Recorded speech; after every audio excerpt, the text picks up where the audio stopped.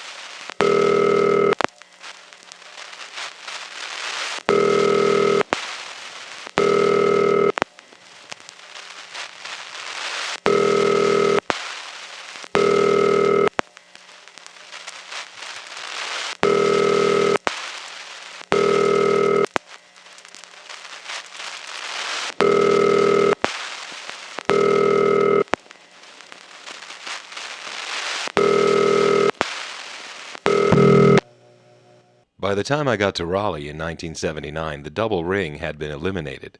But in Atlanta, the double ring remained for all the big steps until they cut them out. In this neighborhood where I used to live, you could walk down the street and you'd hear phones ringing with that double ring, which was a leftover from the days of 4-party lines. Being on a 4-party line meant that your phone would ring not only for your phone calls, but for the phone calls as well of another customer. And you'd know the difference between theirs and yours by the presence of either a single or a double ring. Now, by the time the 70s rolled around, 4-party lines were gone and 2-party lines were rare, but the power distribution system had been set up years ago and really was never changed, so you had a lot of single-party telephone lines ringing with double ring. And generally, it went by the 100 group. That is, certain 100 groups would have double ring and others would have single ring. This next call goes directly from this step to the 6-2 step, which is in southeast Atlanta. It's another number one step. You'll notice that when we dial the second digit, there's trunk noise and dial pulsing in the background. This call ends up on the supervision test in the 6-2 office.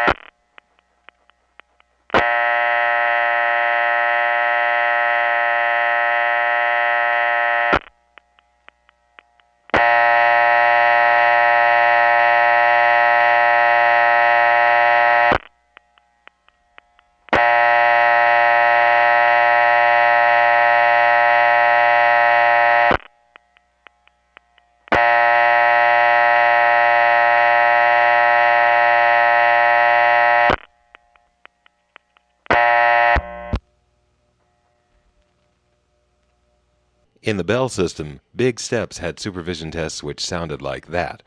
Sometimes the tone wouldn't be there, though. Here's a supervision test within the TRinity step that has no tone.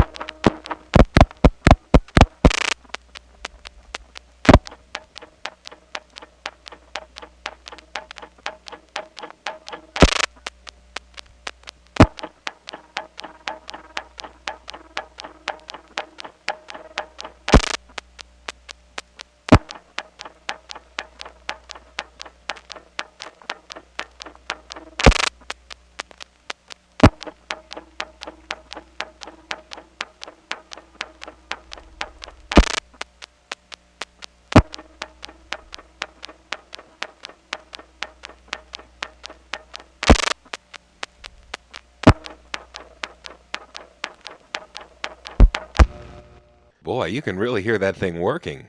I mean, just from the sounds of it, you can tell that it uses the reorder timing to know how long to go off and on hook, and also there's a stepping switch that you can hear resetting when it hangs up. When making a local call from one number one step to another, the background noise on the line changes between every digit, except for the last two digits. I'll comment on this as we go along on this slowly dialed call to the 6-2 step.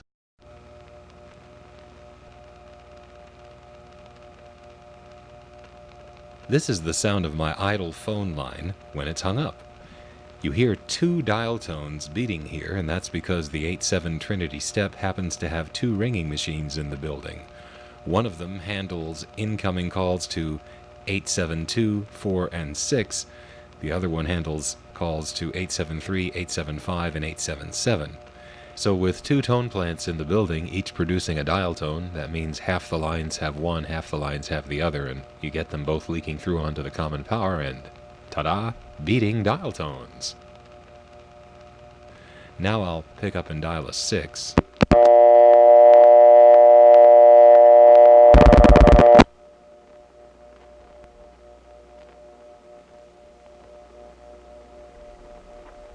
This is a very similar sound. This is what the selectors in the TRinity step sound like when they're waiting for a digit. The reason we hear this sound is because the selector is waiting for us to dial a digit, and while it's doing that, it is supplying power to tip and ring, and the power it's using is unbalanced. There's no reason to go to the trouble of making it absolutely silent because we don't have a phone call yet. So certain qualities of the central office power, as well as other crosstalk, tend to come through on the unbalanced power that's used at this point.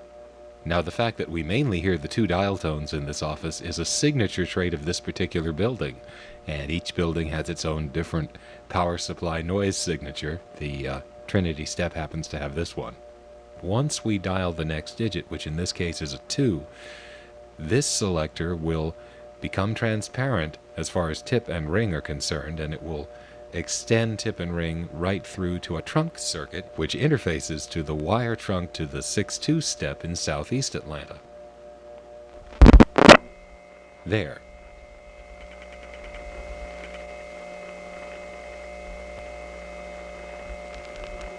Well, it isn't exactly quiet here, is it? And that's because we're now on a trunk to another step.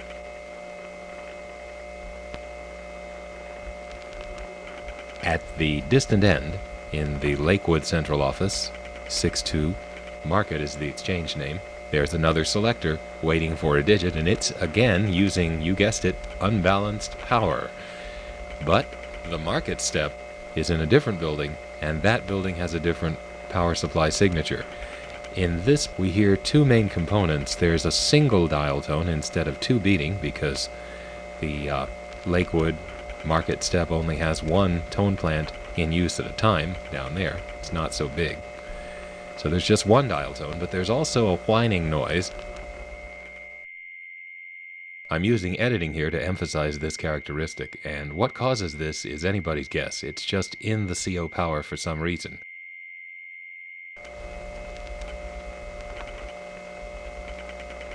There's also some dial pulse crosstalk.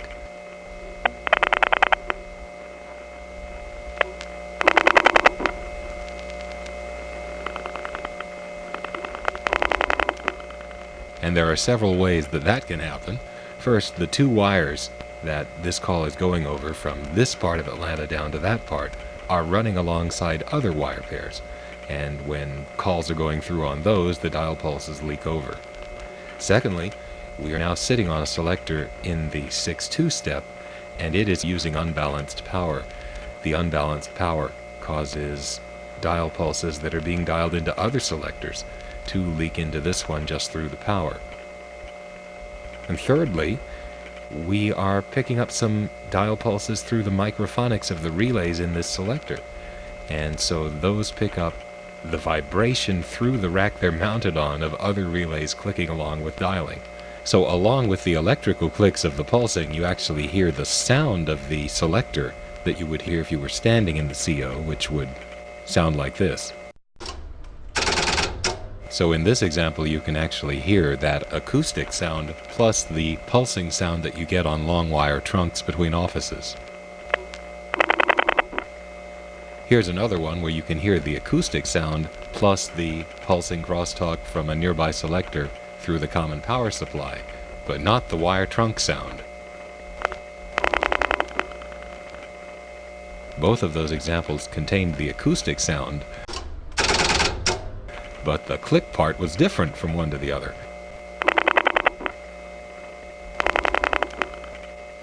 This is just an example of the way the old network really sounded. If anybody out there is thinking about using a computer to simulate the sound of the old network, please don't, because you'd really be missing the point. What makes these old tapes wonderful is when you listen to them, you can just observe more and more and more, and it's the opposite of digital, because digital gets down to ones and zeros and then there's nothing else to see. This is more like looking into a very analog telescope. With more magnification, you see more things, and there's just no limit to what you pick up in this universe.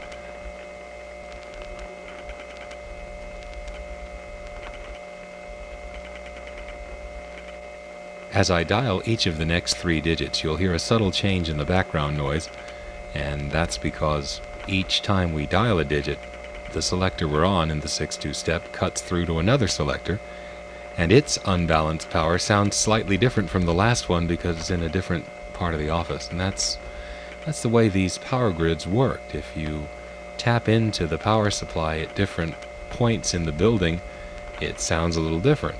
And through all of this, of course, we'll continue to hear dial pulse crosstalk from the 3 sources that I mentioned before.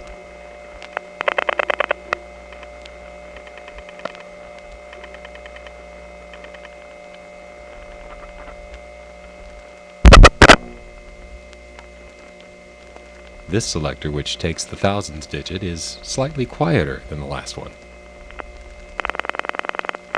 That was crosstalk through the common power. This one sounds almost identical to the last one. That was crosstalk through the common power again.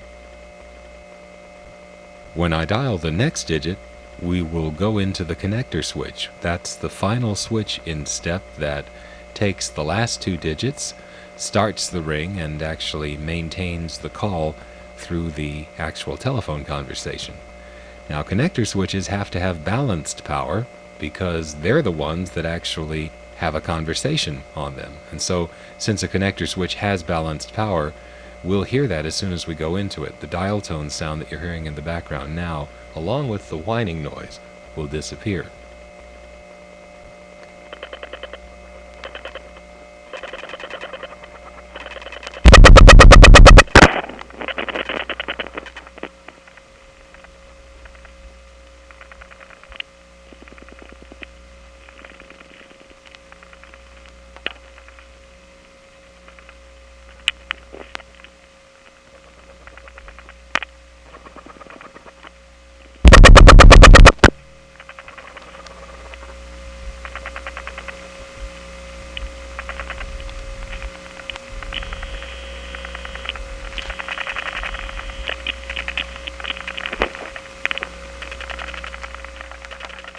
You might have noticed that there was the sound of a step supervision test starting to be called there in the background.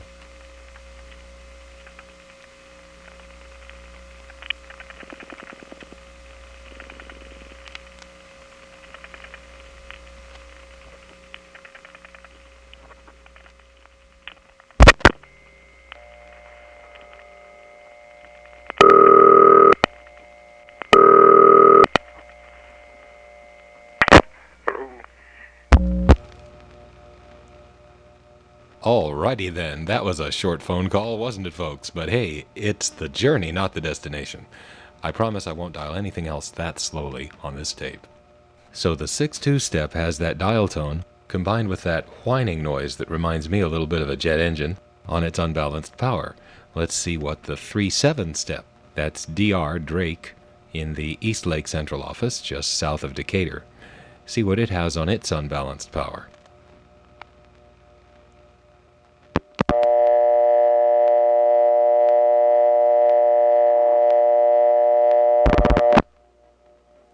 dial to 3, and here's that familiar TRinity step noise.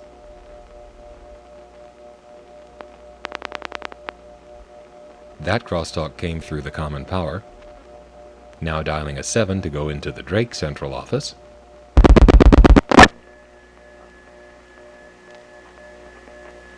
As you can hear, there's a reorder in the background, and that's just a characteristic of the power supply that you get on the selectors in the Drake step.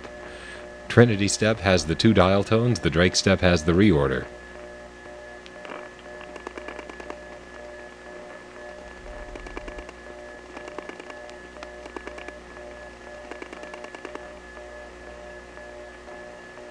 There's a high-pitched component that we hear too, but in this case it's not a part of the Drake power supply signature. Instead, this is caused by adjacent trunks in this trunk group from TRinity to Drake, oscillating while they are idle.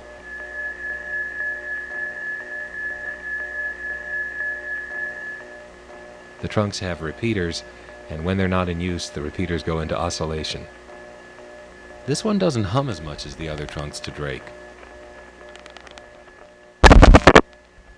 Now I'm going to dial the hundreds digit, which will put us into the connector switch, which of course again has balanced power.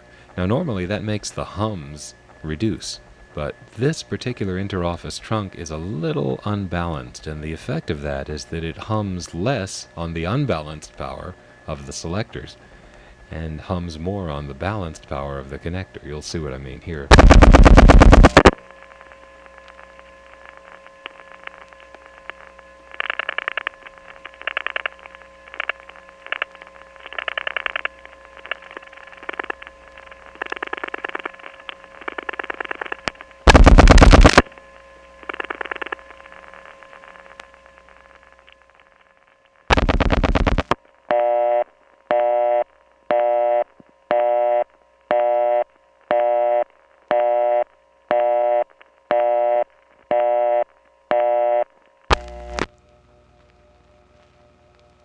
Well, let's see. How about another step, the 6-3 step in Toco Hills, exchange name Melrose. It has a different power supply signature on its selectors. Let's dial 6-3.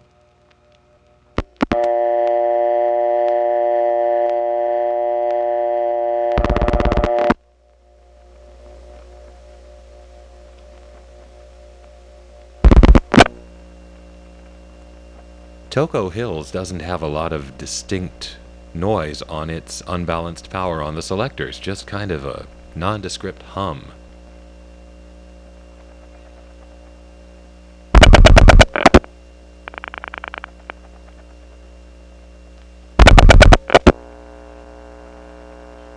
This selector that we just came into sounds different, but still there's no tone plant noise on the selectors in Toco Hills. It just has various harmonics of 60 Hz.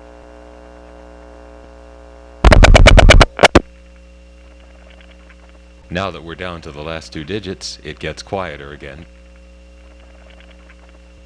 This trunk, like most interoffice wire trunks, does have some high-pitched tones, again caused by adjacent trunks in the group oscillating while idle.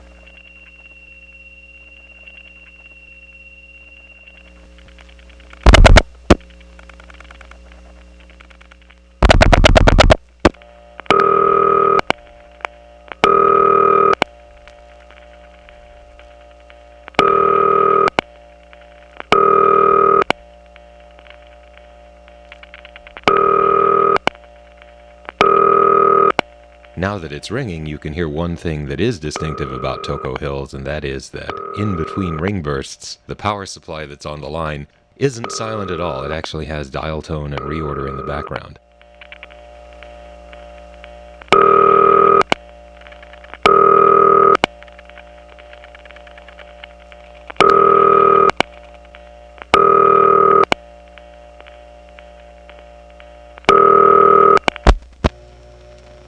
Okay, now let's dial a double ring in the Drake step. You'll hear reorder on its selectors, but no particular tone plant noises in between the ring bursts.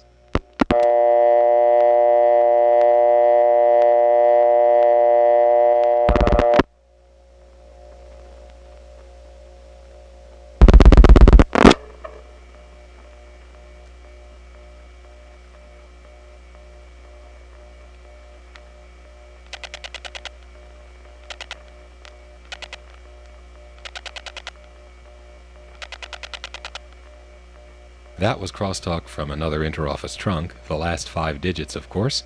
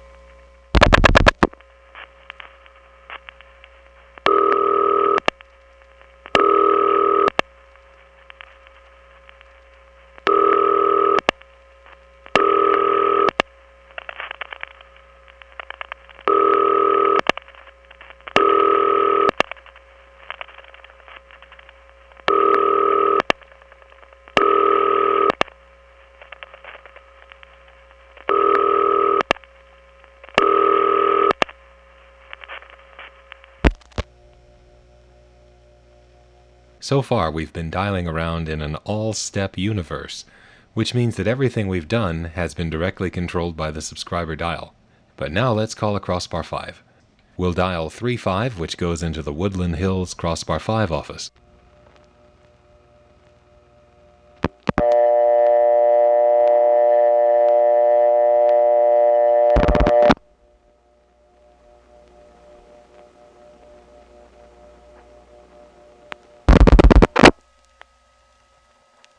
Crossbar 5s use balanced power on trunks of this type from steps during the dialing process. Therefore, there isn't any hum or central office-oriented noise. Now that was a little step noise there that occasionally will leak in just because we're calling from a step. With the volume way up now, you can hear that this trunk is pretty quiet. It's got the usual wireline squeals. Since we're calling into a Crossbar 5, our subscriber dial is simply causing the incoming register to store the digits we're dialing. And so you don't hear those step noises or changes of the hum or anything like that. It's only when we dial the last digit that the register calls the marker, and then the connection from this trunk to the line is set up all at once. This is a call to the supervision test. I'll now dial the last digit. You'll hear the trunk hum just for a few milliseconds before the ring starts.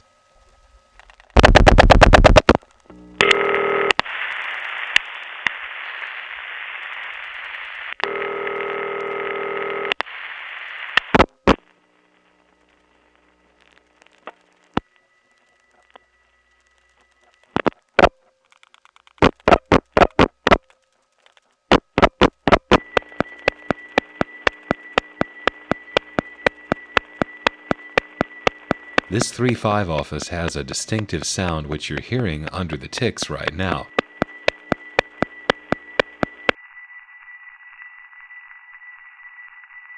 I'm filtering the sound from the tape to emphasize this.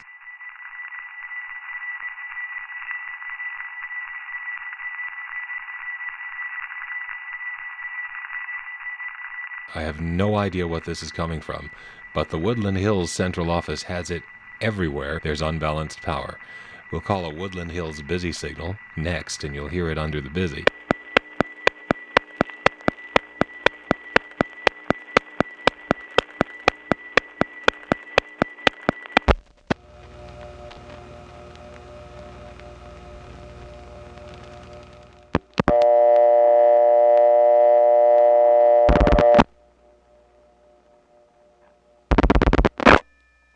This trunk has a very typical interoffice wire trunk sound.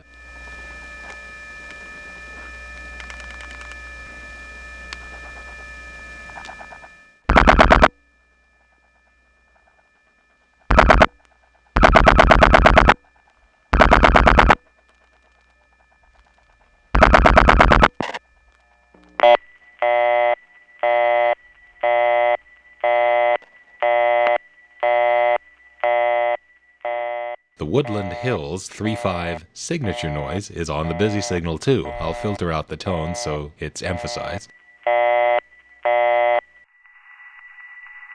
And here's that noise again, this time under the busy signal.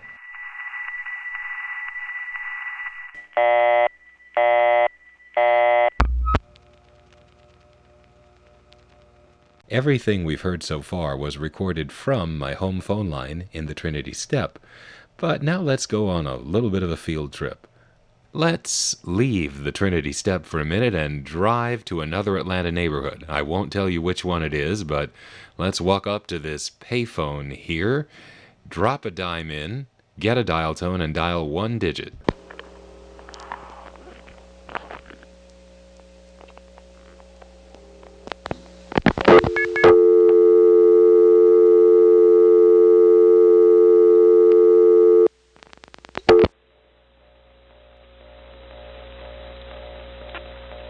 The central office noise signatures that I've been pointing out enabled us to know where we were, and it made the network interesting.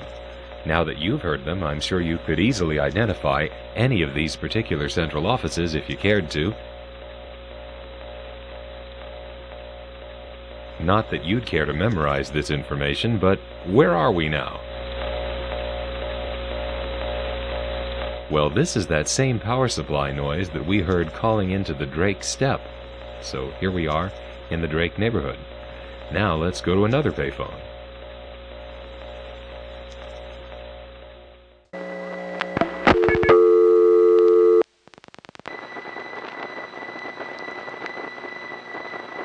Yes, this is the distinctive whine of the Woodland Hills Crossbar 5 office. It's also a very busy time of day because that other noise you hear, all that sort of pitter-patter noise, is actually the connections being made.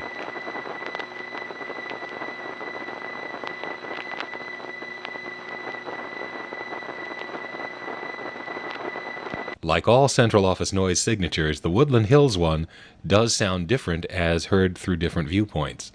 On the originating register, it has more of a buzzy sound. But the same thing as heard through the supervision test ticking over a trunk from TRinity is more smoothed out. It has more of a sine wave sound. But it's the same thing, you're just hearing it from another point of view. Okay, and now let's go to one more neighborhood, pick up a phone and dial one digit.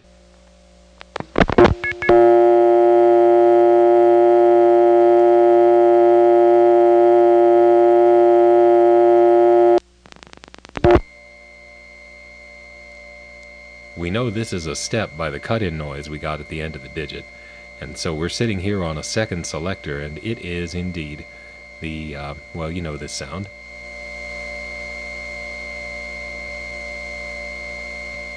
Soft dial tone, jet engine-like whining. Yes, this of course is the Lakewood Central Office Market Step. And here's one more example. The big steps in the Atlanta area were arranged so that if you just dialed an 8, you'd go right to the TRinity step. So if we pick up a payphone in Smyrna, put in a dime and dial 8,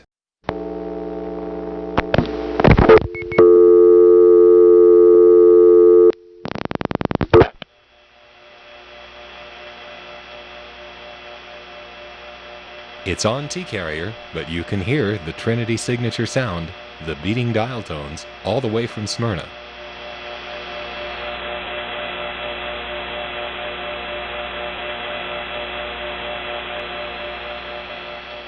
This recording from Smyrna was made 2.5 years earlier, in the fall of '77.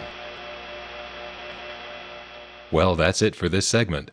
The next part, Supplemental Sounds of Step Part 3, contains more of these high-quality recordings of the TRinity step made with an open reel tape deck.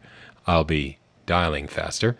It'll also include a demonstration of the other way to call long distance from a step phone line, which many remember oh so well. Your number please. Your number please. Your number please. Hard to believe that that was still happening even into the early 1980s. Anyway, that's all in the next segment.